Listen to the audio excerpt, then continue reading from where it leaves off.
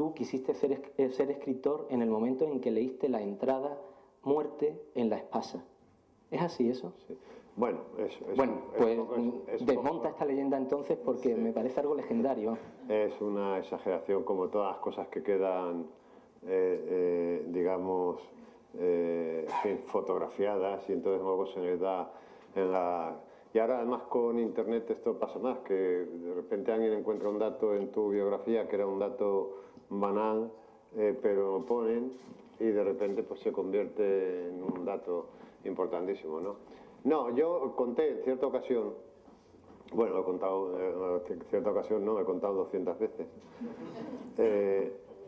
que en mi casa no había libros, pero había un libro gigantesco que resumía en cierto modo a todos, que era la Enciclopedia Espasa, que es una enciclopedia que por cierto ha cumplido no hace mucho un siglo y se ha dejado, me parece, de editar como un libro de papel. No sé, me parece que quedan algunos ejemplares, pero ya no, creo que está en formato digital, pero ya como papel. Y precisamente con ocasión del centenario y del cierre en alguna medida, publicamos un libro, me encargó la editorial publicar un libro que se tituló Un mapa de la realidad, en donde yo publiqué un prólogo en el que contaba un poco cómo había sido mi experiencia con esta enciclopedia, y luego una especie de antología de textos de esa enciclopedia que a mí me fascinaban, ¿no? Entonces decía que como en casa no había más que ese libro, pero eran 100 tomos, y yo una tarde de estas de aburrimiento de verano, pues lo descubrí, eché mano de la enciclopedia y me quedé fascinado de las cosas que contaba. Primero de las ilustraciones, porque era una enciclopedia que estaba muy bien ilustrada, con láminas fantásticas de color, los mapas, era de una belleza increíble. Yo la conservo y todavía las ilustraciones no han perdido, porque entonces se editaba con mejores tintas que ahora y no han perdido la calidad. Hace poco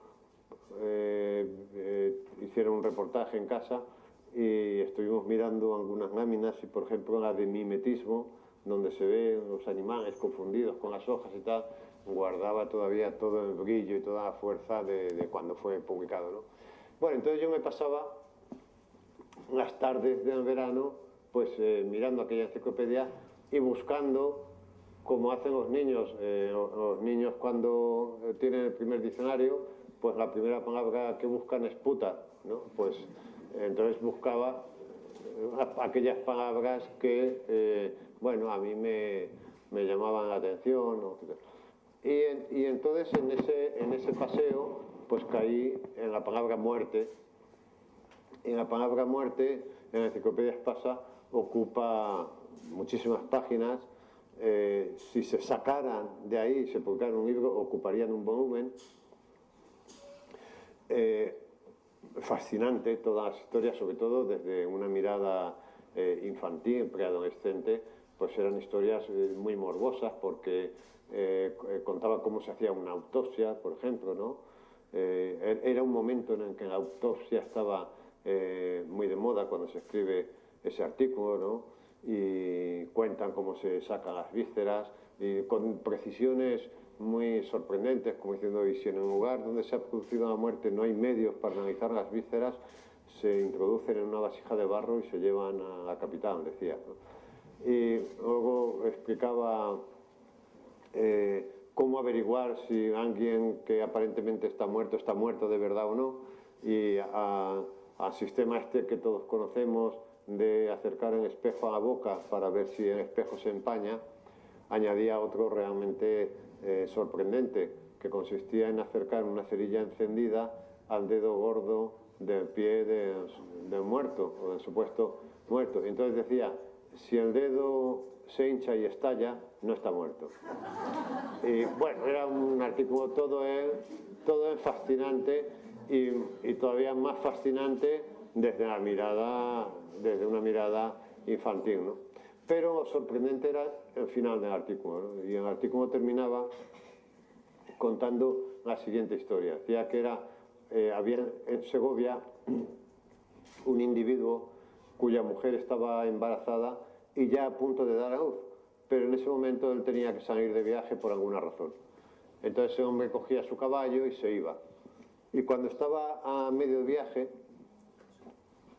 en una posada, llegaban unos mensajeros y a decirle que su mujer había muerto y que tenía que regresar. Entonces el hombre coge de nuevo su caballo, regresa corriendo para asistir al entierro de su esposa, pero cuando llega la han enterrado ya. Entonces va al cementerio y pide que abran la tumba para despedirse de ella. Y en el momento de abrir la tumba se escucha el llanto de un niño. Era el niño del que estaba embarazada esta mujer, que estaba naciendo en ese instante de la madre muerta. Y claro, la historia ya es para ponerte los pelos, que aquí la estamos contando como si fuera una cosa normal, ¿no? Pero ya es para ponerte los pelos de punta. Pero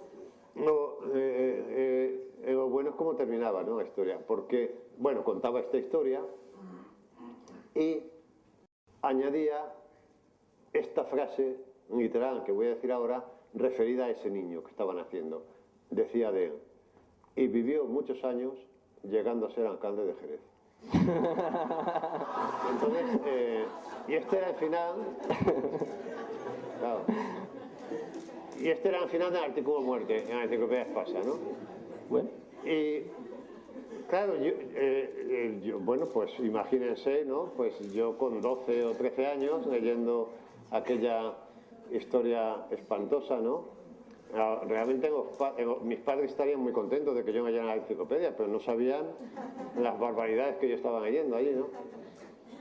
Y ya de mayor, claro, porque esto en aquel momento yo no pude, lógicamente, verbalizar así, pero de mayor, en una de las veces que te preguntan por qué, pues yo respondí que seguramente la primera vez que yo tuve la impresión de estar ante un texto literario, ante un fenómeno literario, es decir, ante la literatura, seguramente fue esa.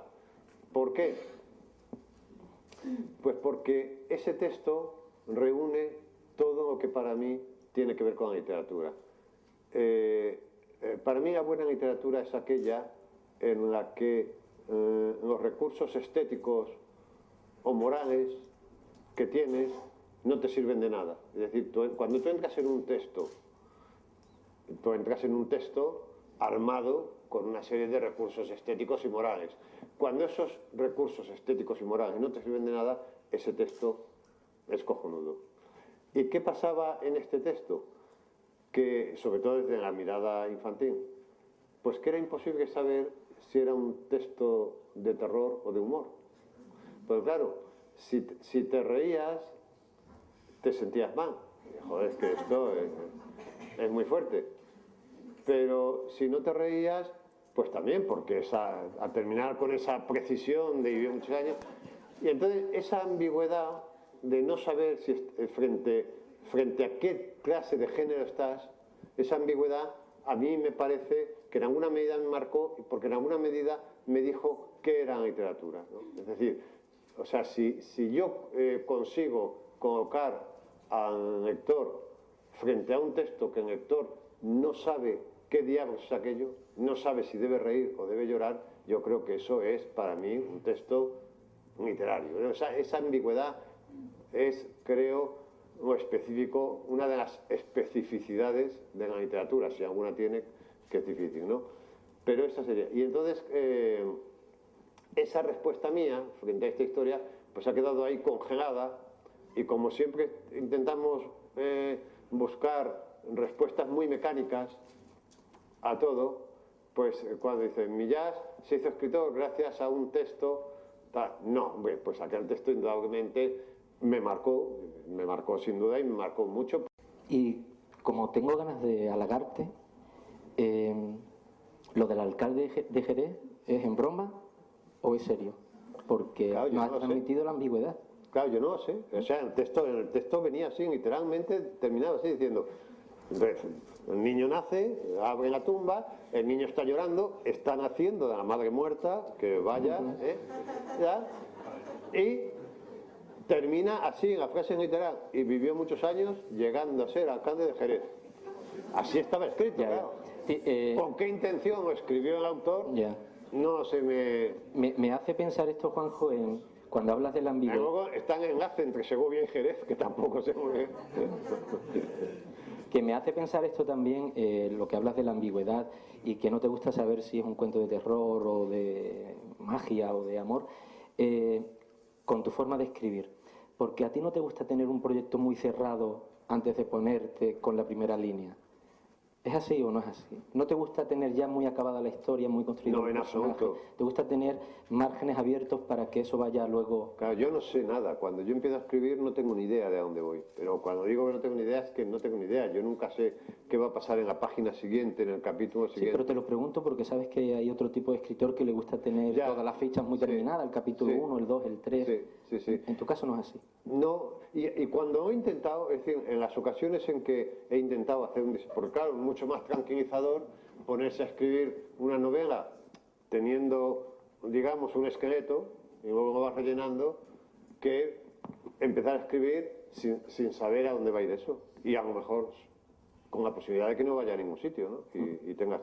es mucho más tranquilizador, pues si tienes un esqueleto, ya pues lo único que tienes que hacer es... Menos angustioso, vestirlo, ¿no? Claro, más angustia, pero en las poquísimas ocasiones, sobre todo al principio, cuando en fin, todavía tenía menos oficio y creía que ese era un modo posible de trabajar, en las que yo he hecho un esquema, el esquema solamente me ha servido para violarlo, porque luego en la práctica, cuando empiezas a escribir, empiezan a aparecer miles de posibilidades que no se te ocurren cuando estás pensando, se te ocurren en el momento de escribir, porque la escritura abre posibilidades nuevas, ¿no? Y entonces, claro, en el momento en que se abren posibilidades nuevas, aparecen posibilidades mucho mejores de las que imaginaste al hacer el esquema, ¿no? Y entonces lo que es absurdo es someterte a un esquema. Es decir, que yo cuando he hecho un esquema me ha servido para violar ese esquema, ¿no? Y a mí en ese sentido me resulta muy sorprendente los escritores que trabajan con, digamos, con un esquema hecho, porque me pregunto, ¿y cómo se las arreglan cuando aparecen posibilidades mejores? Pero en este caso, ¿tú escribes con ordenador? ¿Te ha venido bien el ordenador para, una vez que termina una primera versión, intercalar nuevos textos, nuevos personajes, nuevas situaciones? Bueno, ordenador... Y sobre todo teniendo en cuenta que tú, cuando construyes la novela, siempre dentro hay algunas historias que podrían desgajarse perfectamente. Bueno, yo tengo una relación, siempre tengo una relación complicada con la herramienta de trabajo, ¿no? Yo, por ejemplo, nunca usé la máquina de escribir. La máquina de escribir siempre me pareció un artefacto bello estéticamente, pero muy inhábil para la tarea de escribir. Entre otras cosas, la máquina de escribir me parecía que ponía una distancia muy grande entre la cuartilla y yo, con aquella varilla de rodillo y tal. Nunca me pareció un instrumento fetiche que tantos escritores adoran. Yo escribía siempre con bolígrafo, siempre, con un bolígrafo Bic punta fina. Y luego, pues no tenía más remedio, pasaba a máquina. Cuando podía, mis primeras novelas están escritas a bolígrafo. Hay 3 escrituras, normalmente de ellas, y luego, si tenía dinero, encargaba a un mecanógrafo o mecanógrafa que me las pasara a máquina. Con la aparición del ordenador, que coincide en alguna medida con mi incorporación a la prensa, porque yo llegué a la prensa tarde, yo llegué a la prensa en el año 90, ya había publicado varias novelas, yo escribía los artículos a mano y luego los pasaba al ordenador, pero fui advirtiendo que el ordenador era un medio mucho más caliente que la máquina de escribir, sobre todo en el ordenador portátil, porque yo enseguida me aficioné a los portátiles, ¿no? Y siempre he trabajado con portátil, salvo excepciones. Y el portátil,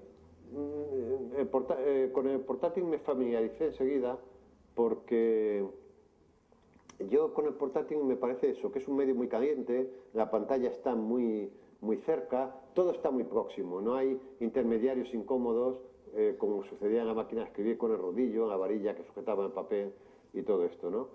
Y además el portátil tiene una cosa que remite a una cuestión también mía de infancia, que el portátil es una caja. Finalmente, cuando acabas, cierras y es como una caja. Yo me acuerdo que hubo una temporada de pequeño que coleccionaba cajas de puros. Había un estanco allí en mi barrio que los puros los vendían sueltos y en la estanquera, cuando se me quedaban vacías, vendían las cajas de puros por 10 céntimos, 20 céntimos, y yo compraba y tenía muchas cajas porque me fascinaba mucho la idea. La caja siempre es un artefacto que me ha gustado mucho, tiene algo de cosas secretas, recónditas.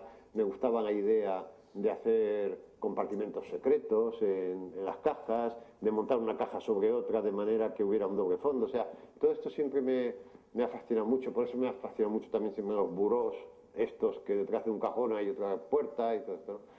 Y el portátil tiene algo de caja, en donde tú has guardado tus secretos y lo cierras, ¿no? Y esto siempre de manera que con el ordenador yo no he tenido problemas ninguno para familiarizarme con él. Con la máquina de escribir, digo, sí, nunca he escrito. Y entonces empecé, hubo un momento que por una razón de orden económico, claro, escribir un artículo a mano y luego pasar a un ordenador, pues es como el doble o el triple de tiempo, ¿no? Y entonces cuando empecé a trabajar en prensa, la economía de tiempo me llevó a familiarizarme con el ordenador y a escribir los artículos directamente en el ordenador. Y de ahí empecé ya también a hacer los primeros ensayos con novelas y ya me incorporé al ordenador. Pero siempre, yo tengo siempre en mi mesa de trabajo tengo el ordenador y al lado tengo un cuaderno grande, siempre, con el bolígrafo. Y entonces en el cuaderno tomo, de manera que alterno la escritura a ordenador con la escritura a lápiz. Y en muchos casos ha habido novelas, y El mundo es una de ellas, que están empezadas a mano.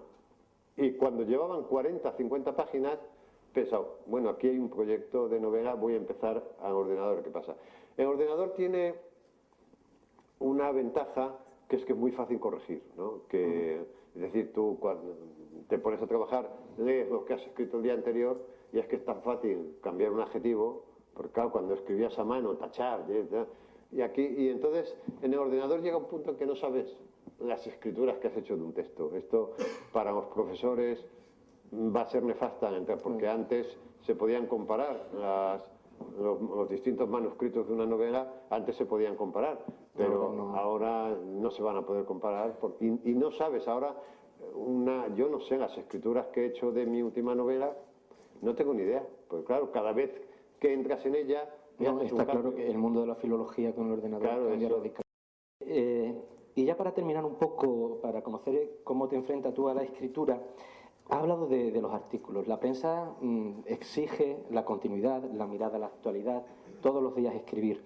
¿Cómo te planificas la jornada para tener el artículo para la prensa, la novela al día, tu participación en la radio? ¿Cómo te planificas los días? Bueno, pues con disciplina, ¿no?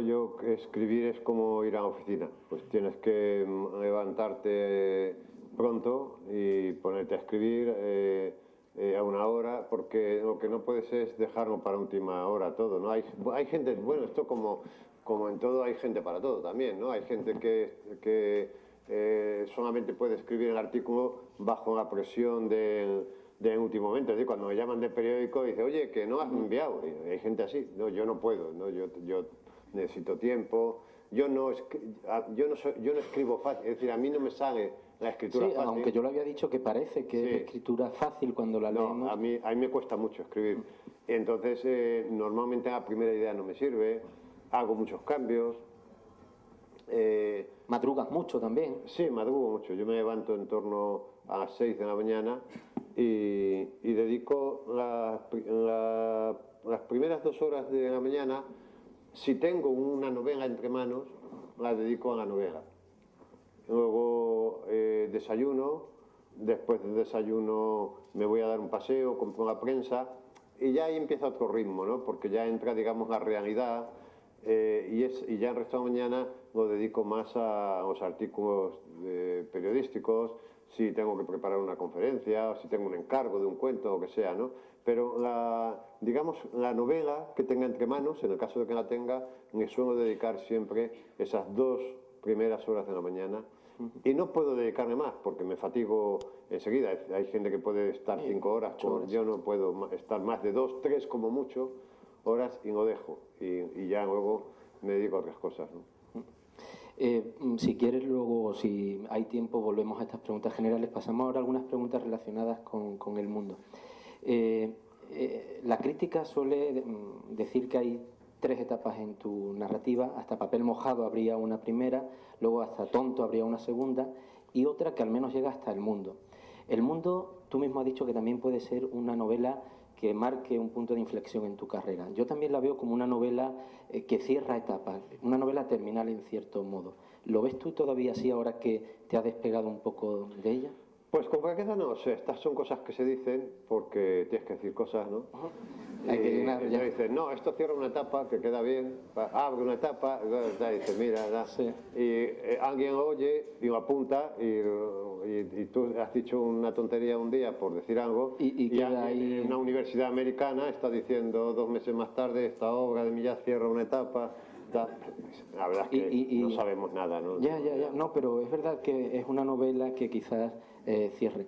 El peligro de estar en la radio, en la prensa y en universidades es que se habla a veces más de lo que se quiere, supongo, ¿no? Siempre se habla más de lo que se quiere decir. Siempre que uno abre la boca dice más cosas de las que quiere decir, ¿no? Claro. Lo que pasa es que a mí no me importa esto, quiero decir que ahora podría haber seguido la corriente y haber dicho, efectivamente, esto cierra una etapa. Claro. Entonces, esto depende de la tarde que uno tenga, ¿no? Pues, y como nos conocemos de toda la vida y hay confianza, pues... No, pero que es verdad que a lo mejor, porque estoy a gusto y digo, pues, ¿qué digo? ¿Que cierra una etapa o que me da lo mismo? Que cierra una etapa? Pues bueno, pues digo la verdad, digo que efectivamente en esto, o sea, quiero decir, cuando estás en cuando terminas una novela, por lo general, tú no tienes ni idea de lo que has hecho, no tienes ni idea. Y desde luego no tienes discurso sobre esa novela, no tienes discurso ninguno.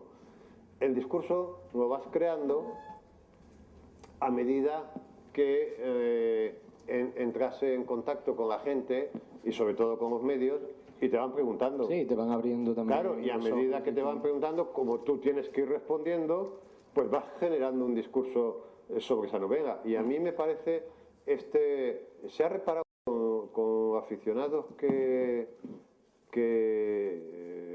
somos a estas que decíamos antes, a coger el primer manuscrito, el segundo, comparar, no sé qué, esto cierra, esto abre, esto es medio pensionista y tal. Con aficionados que somos a todo eso, nadie ha hecho todavía esto que está sencillo, que es coger a un escritor que acaba de publicar una novela y seguirle durante los primeros 15 días de promoción, a ver qué dice sobre esa novela y a ver cómo va cambiando el discurso sobre esa novela, ¿no?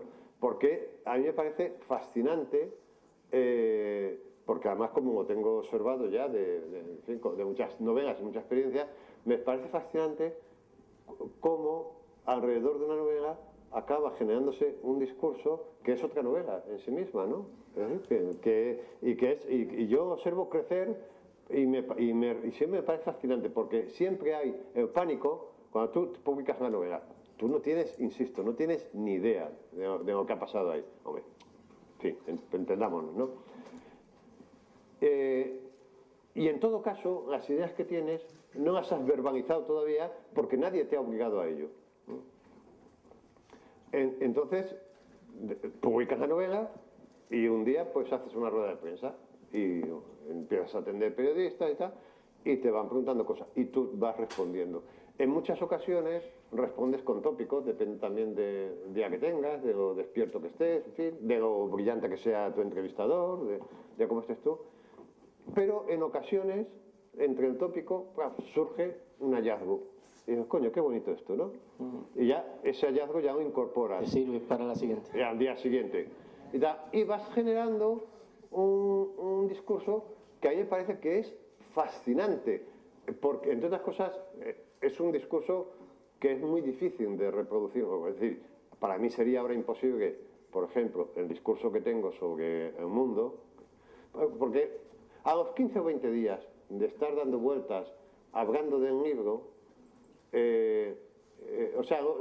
yo tengo calculado que los días bonitos son los primeros 15 o 20 días, porque los primeros 15 o 20 días estás generando discurso.